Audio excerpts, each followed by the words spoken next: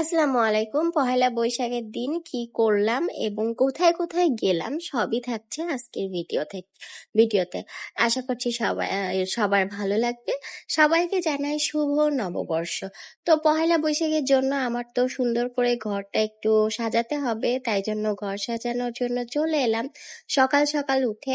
তো ঘর সাজানোর জন্য প্রথমেই যেটা মাথায় রাখতে হয় সেটা হলো ক্লিনিংটা ভালো করে হলে আপনার ঘরে যদি কোনো ধুলা ময়লা না থাকে, তবে এমনিতেই আপনার ঘরটা সুন্দর লাগে দেখতে, তাই না?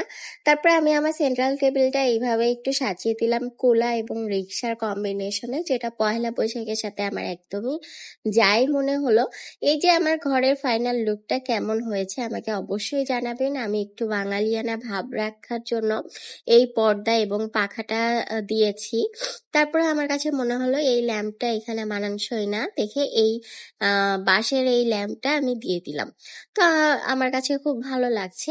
এবার চলেন খাওয়া দাওয়ার আয়োজনে চলে যাই।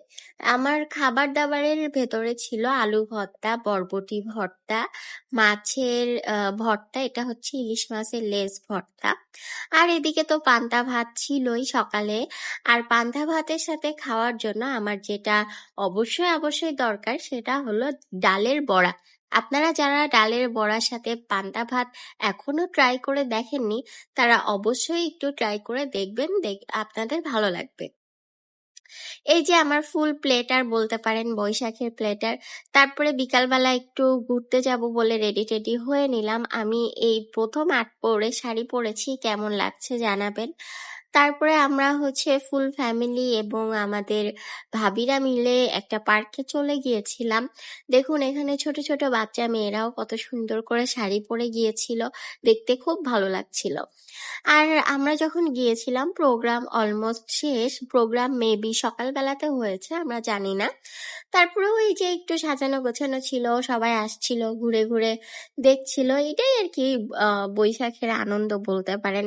একদিকে একটা গেমিং সিস্টেম ছিল, আমি একটু পার্টিসিপেট করলাম আর কি।